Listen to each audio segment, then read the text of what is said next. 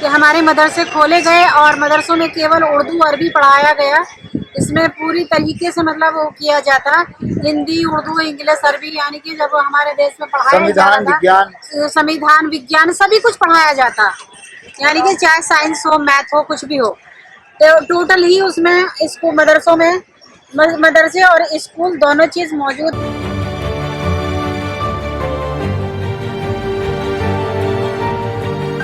हाँ, तो रेशमा इंडियन जी, आज आप यहाँ आई हुई हैं, आपसे हम कुछ बातें जानना चाहेंगे कि अभी जो देश की हालत है और जो आप काम कर रहे हो शिक्षा के ऊपर, उस पर आप क्या कहना चाहोगे मुसलमानों की शिक्षा के ऊपर?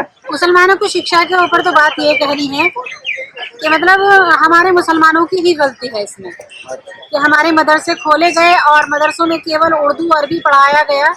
इसमें पूरी तरीके से मतलब वो किया जाता, हिंदी उर्दू इंग्लिश अरबी, यानी कि जब हमारे देश में पढ़ाया जा रहा था संविधान विज्ञान सभी कुछ पढ़ाया जाता, यानी कि चाहे साइंस हो मैथ हो कुछ भी हो, तो टोटल ही उसमें इसको मदरसों में मदरसे और स्कूल दोनों चीज मौजूद होती।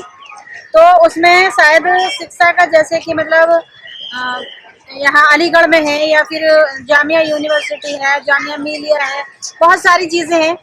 तो इसी तरह के हर जगह पर स्कूल मदरसे होने चाहिए थे।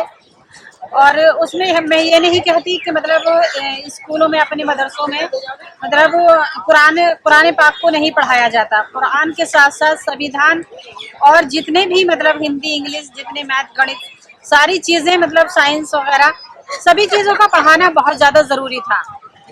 लेकिन इसकी वजह से अब जो है मैं यही काम लेकर अब चल रही हूँ।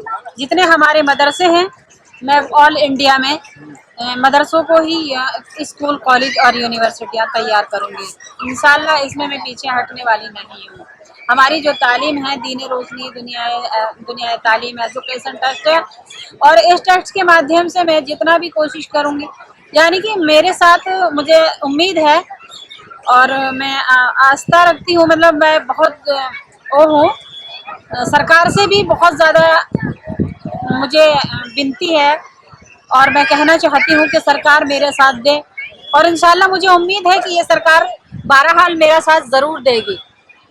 अच्छा, अभी जो हालात चल रही है मुसलमानों की, जो राजनीतिक हालात है या सामाजिक हालात है, ये जो भेदभाव हो रहे हैं, इस पर आप क्या कहना चाहिए, क्या अपील ये रीजन ये है कि मतलब हमारा सेपरेट इलेक्टोरेट नहीं है। अच्छा, हमारा सेपरेट इलेक्टोरेट अगर हमारा अधिकार यानी हमारा बराबरी का अधिकार जब होगा, जब हमारा जो संसद में हमारे 100 सांसद होंगे तभी हमारा मतलब उसमें राजनीतिक बराबर का हिस्सेदारी होगी।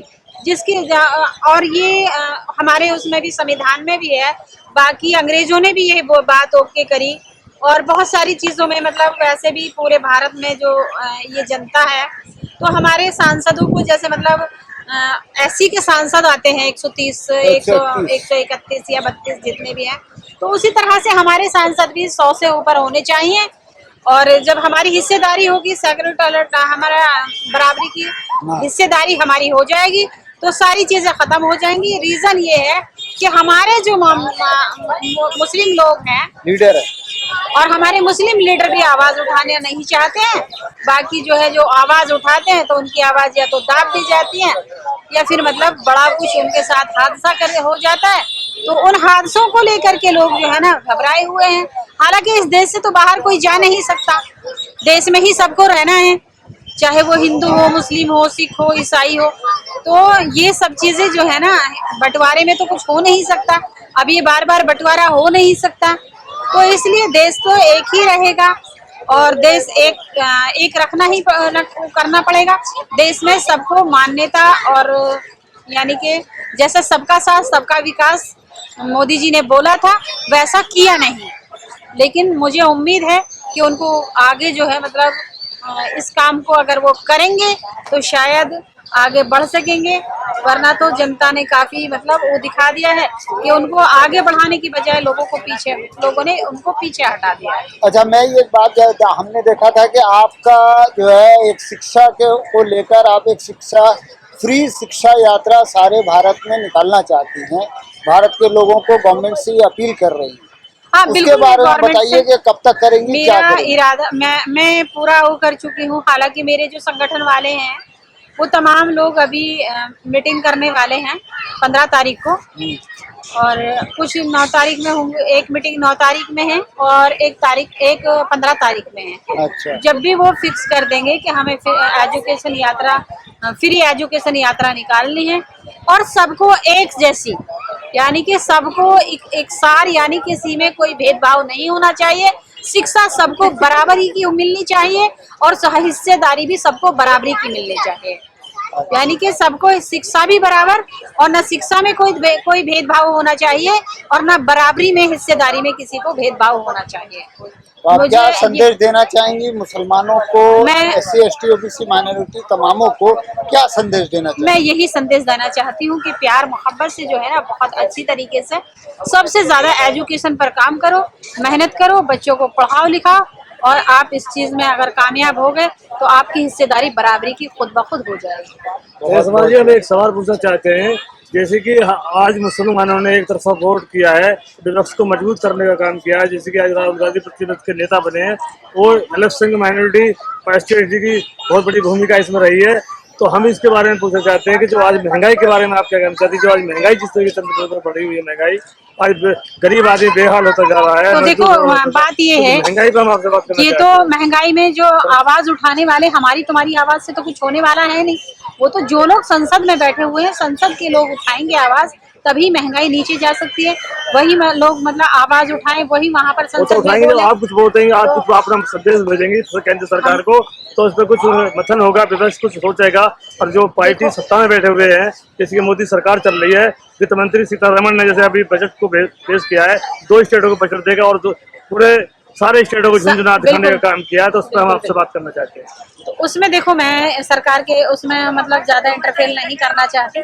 मैं ज्यादा से ज्यादा यही कहूंगी कि संसद में बैठे हुए जो लोग हैं वो गूंगे या बहरे नहीं हैं, अंधे नहीं हैं। वो बोलने चाहिए उनको, और अगर वो बोलेंगे तो वो काम होगा, वरना मेरे और आपके कहने से कुछ भी होने वाला नहीं है। ये सारी जनता जो है, जब आवाज एक बार उठाएगी तभी कुछ होगा, और संसद में बैठे हुए लोग आवाज उठाएंगे तब कुछ होगा, इससे पहले नहीं हो सकता। जैसे कि उत्तर प्रदेश में कहीं ना कहीं योगी सरकार भेदभाव कर रही है। उत्तर प्रदेश में हिंदू मुसलमान को आपस में बांटने का काम कर रही है। मैं आपसे पूछना चाहता हूँ, उत्तर प्रदेश से आती है, आपकी इसमें क्या राय है? भाई, ये बात ये है, ना तो हिंदुओं का काम मुसलमानों के बगैर चल सकता, और ना ही मुसलमानों का काम हिंदुओं के बगैर चल सकता। क्योंकि जब तक दोनों मिले हुए नहीं होंगे, तब तक कोई काम नहीं चल सकता है। चाहे वो हिंदू हो या मुस्लिम, सिख या ईसाई, जो अपने पूरे जो है ना, सब लोग मिलकर ही चलेंगे तभी काम चलेगा, वरना नहीं चल पाएगा, किसी हालत में भी नहीं चल पाएगा। पिछले वर्षों से ये कांवड़ यात्रा चल रही है, उत्तर प्रदेश से निकल के आती है, जो मुजफ्फरनगर से निकल के आती है।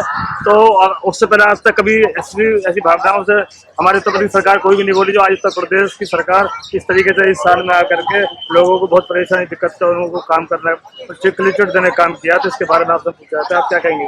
देखो, उसमें ये है कि मतलब पहले से हजारों, हो सकता है कि मतलब हजारों साल से हमारे कांवड़ यात्रा चल रही हो, लेकिन 2-4 10-5 रोज के बाद जो है ना, 2-4 10 और 5 रोज पहले ही, 3 रोज पहले जो है रास्ते बंद किए जाते थे, और अब जो है 15 दिन पहले रास्ते बंद कर दिए गए हैं। ये बात गलत है।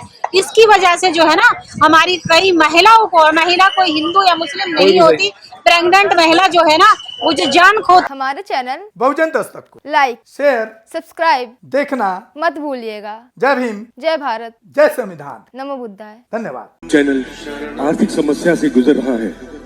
अगर आप बहुजन समाज में बाबा साहेब आम्बेडकर और तथागत बुद्ध की विचारधारा को अधिक से अधिक लोगों तक पहुंचाना चाहते हैं, तो हमें आर्थिक सहयोग प्रदान करें, ताकि हम अपने चैनल के माध्यम से देश विदेश में समता, बंधुता, एकता और संवैधानिक अधिकारों को ज्यादा से ज्यादा लोगों तक पहुंचा सकें। आप अपनी सहायता राशि नीचे लिखे खाते में जमा करा सकते हैं।